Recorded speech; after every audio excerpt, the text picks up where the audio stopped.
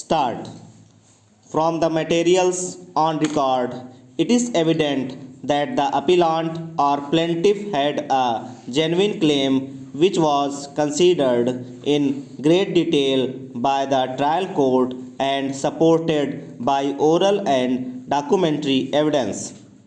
The High Court has not adverted to any of the factual details or claim of the plaintiff except reversing the judgment and decree of the trial court on the principle of estoppel.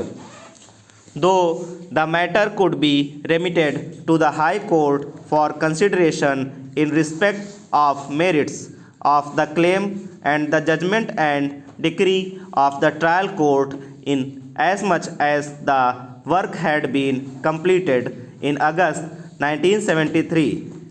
The final bill was raised on 31st March 1974.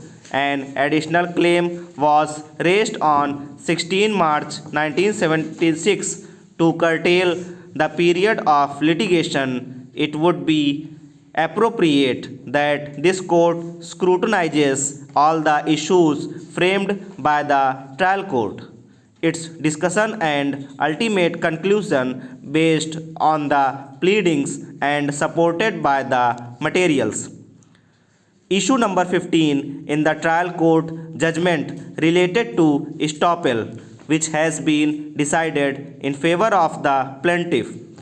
In respect of other issues relating to execution of extra work, the trial court based its findings on the materials placed, accepted certain items in toto, and rejected certain claims and ultimately rightly granted a decree for a sum of rupees 2 lakhs with proportionate costs and interest at the rate of 6% per annum from the date of the suit till realization, and the plaintiff is entitled to the said amount. The impugned judgment of the High Court is set aside and the judgment and decree of the trial court restored. The issue that falls for consideration in the present appeals is whether the appellant would be entitled for refund of the tax which was paid by him to the seller in view of the provisions of section 44 of the Kerala General Sales Tax Act 1963.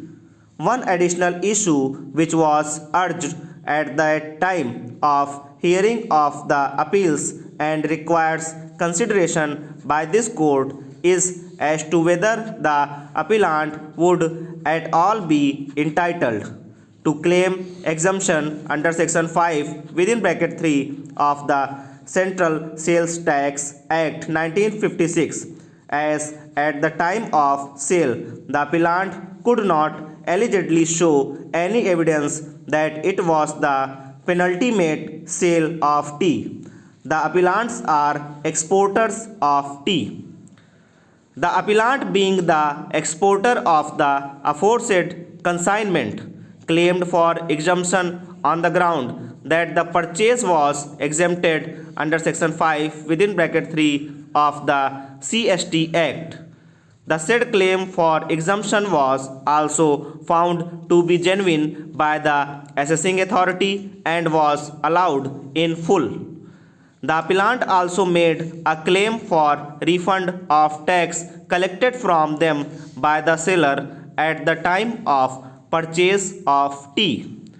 The said claim was rejected by the assessing authority and it was held that they cannot claim for refund under section 44 of the KGST Act, since they have not paid the tax to the department, but it was the seller who have paid the tax, and therefore under the provisions of section 44 of the KGST Act, the refund that could be made is to dealer only, and the assessee being not a dealer, no such refund could be made to the appellant or assessee.